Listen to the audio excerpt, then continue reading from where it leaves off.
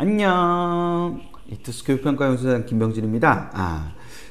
여러분들이 이제 3탄까지 왔어요. 수시 지원을 잘 하기 위해서, 후회 없이 하기 위해서 3탄까지 왔는데, 1탄에서 라인 잡는 거라고, 2탄에서 그 라인 잡은 다음에, 막 대학들에 들어가가지고 뭐 결과도 보고 다 했는데, 야, 그래도 결정을 못 하겠는 게 있던데.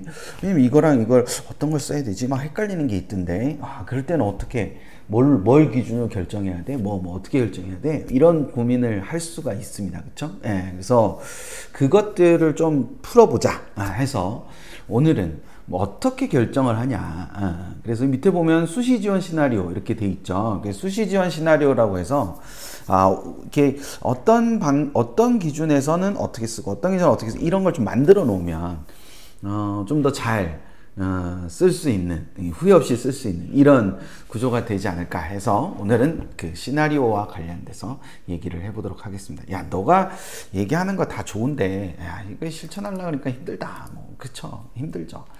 다 그런 겁니다. 근데 이렇게 힘들게 할수록 좀 더 우리가 후회 없이 뭔가를 결정할 수 있으니까 조금만 더 시간 조금만 들여가지고 무슨 얘기인지 한번 들어보고 고민을 많이 하는 그런 시간이 됐으면 좋겠습니다.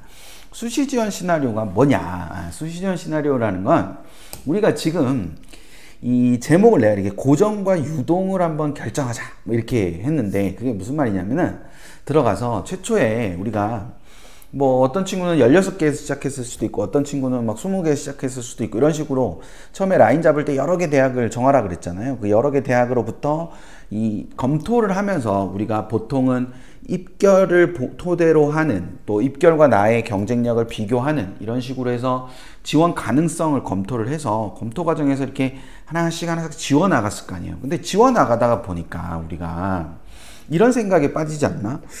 야, 그런데 뭐니 해도 이거는 꼭 써야 되겠다. 그러니까 이 꼭 써야 되겠다라는 그런 개념의 원서가 있을 거예요. 그러니까 그게 내가 수능 성적이 불안정하기 때문에 여기까지는 써놔야겠다라는 것이 있을 수도 있고, 아니면 저 대학은 내가 무슨 일이 있어도 써보고 싶다. 그래서 꼭 반드시 쓰고 싶다라는 것도 있고, 그리고 또 한편으로는 써야만 되는 이런 원서도 있을 수 있는 거야. 그래서 이런 걸 고정이라고 우리가 생각을 해보는 거야.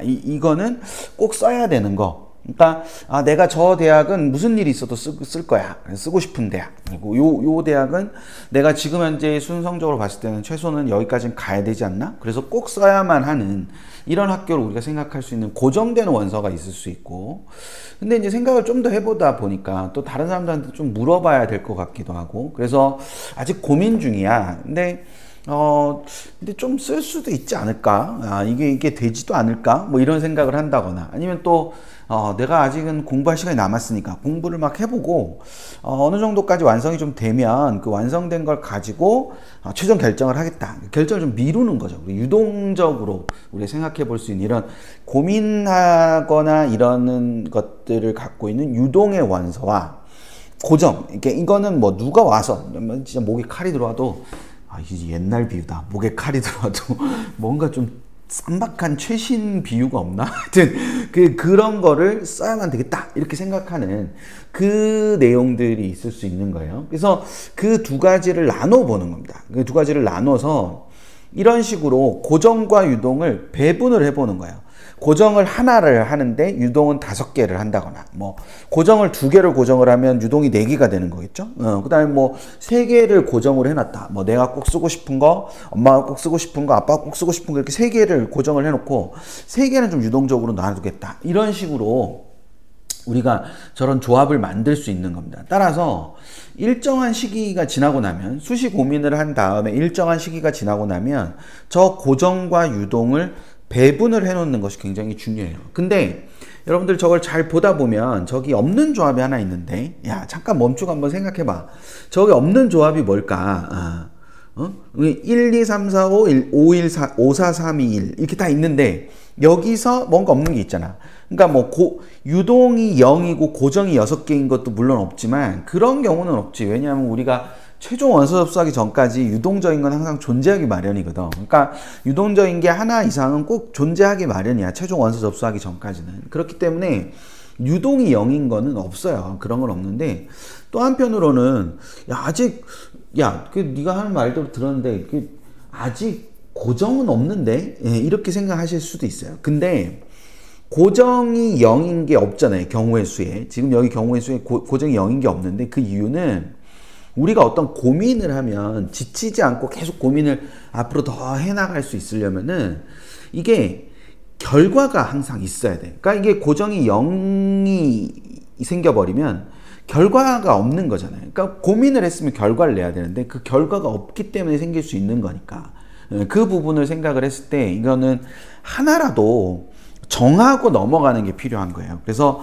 고정 원서를 정하고 유동 원서를 고민을 해라 이렇게 생각을 할 필요가 있는 거예요. 그래서 고정 원서는 거듭 얘기하지만 우리가 꼭 쓰고 싶은 저 위쪽에 꼭 쓰고 싶은 학교도 있고 아래쪽에서 꼭 써야 되는 학교도 있으니까 그 고정의 원서를 몇 개로 고정할 거냐 라는 거를 여기에서 정하면 자연스럽게 유동은 나오는 거죠. 근데 이 유동도 그냥 마구잡이로 막 이렇게 유동이 있는 게 아니라 뭐가 필요한 거냐면은 유동의 조합을 짤 필요가 있어요. 그 유동의 조합을 짠다는 게 뭐냐면 예를 들면 이런 식인 거예요. 그러니까 유동이 뒤에서 또 얘기하겠지만 유동이 원서 한 장인 거거든요. 원서 한 장이니까 그 유동을 갖고 생각을 했을 때 이런 식으로 경희대 직윤과 중대 직윤 뭐 이런 식으로 생각을 하는 거야. 그러니까 이 둘 중에 하나를 쓰겠다는 거야. 한 장은 이 둘 중에 하나를 쓰겠다라는 게 유동의 조합인 거예요. 됐지? 그래서 유동의 조합이라는 건 이렇게 해서 둘 중에 하나를 쓰겠다 이런 거야. 근데 그 밑에 보니까 빨간색으로 최저라고 돼 있네. 그래서 최저라고 돼 있는 건 뭐냐? 즉 이거를 경희대 직윤은 2개 영역이고 수능 최저가 중대 직윤은 수능 최저가 3개 영역이란 말이에요. 그러면 우리가 이걸 가지고 볼 때 내가 수능 공부를 좀 더 해가지고 3개 영역의 최저에 도전할 수 있겠다 싶으면 중대 직윤을 쓰는 거고 2개 영역밖에 도전을 못하겠다. 그러면 경희대 직윤을 쓰겠다. 즉 경희대 직윤과 중대 직윤 중에 하나를 무조건 쓸 건데 그것의 기준은 최저에 있다라고 써놓는 거죠. 그래서 이 최저가 되면 최저를 가지고 저걸 결정을 할 수 있는 근거가 되고 그러면 결정이 좀 더 쉬워질 수 있다는 거예요. 그렇게 해서 한 장을 소비를 하는 겁니다. 즉 유동 고정을 5개를 정했고 유동은 하나만 정했는데 그 하나가 저거고 그 저거를 우리가 판단하는 기준은 나의 최저가 어느 정도까지 가느냐에 따라서 저걸 결정할 거다라는 걸 정해놓으면 좀 정리가 되고 그 정리가 된 것으로부터 수능에 집중할 수 있거나 아니면 또 다른 준비에 집중할 수 있는 그런 계기가 될 수 있으니까 저런 방식으로 생각을 해 두는 것이 필요할 거다라는 거예요. 그러면 이제 저런 식의 최저를 가지고 우리가 해보는 것만 존재하느냐? 그게 아니라 이런 식으로 될 수도 있어요. 즉 동국대 두드림 전형을 무조건 쓸 건데 과를 화공생물공학과를 쓸 건지 융합에너지 신소재공학과를 쓸 건지를 정하지 못했다. 나는 저 둘 다가 조금 관심도 있고 그 다음에 또 둘 다 어느 정도 좀 관심 흔히 전공 적합성이라고 부르는 최근에 계열 적합성이라고 부르긴 하지만 그런 부분으로 좀 연결이 돼서 둘 중에 하나를 쓰고 싶은데 모집 인원에 좀 차이가 나고 그리고 경쟁률이 어떠냐에 따라서 경쟁률이 만약에 높은 상황이 되면 이제 나는 뭐 융합 에너지를 쓴다든지 화공생물을 쓴다든지 할 거고 낮은 상황이 되면 또 뭘 쓸 거고 이런 식으로 인원이나 경쟁률 가지고 우리가 또 생각을 해볼 수 있는 부분이 있을 거다라고 해서 이렇게 유동의 조합을 만드는 그런 구조가 될 수도 있는 거예요. 아니면 또 이런 구조가 될 수도 있죠.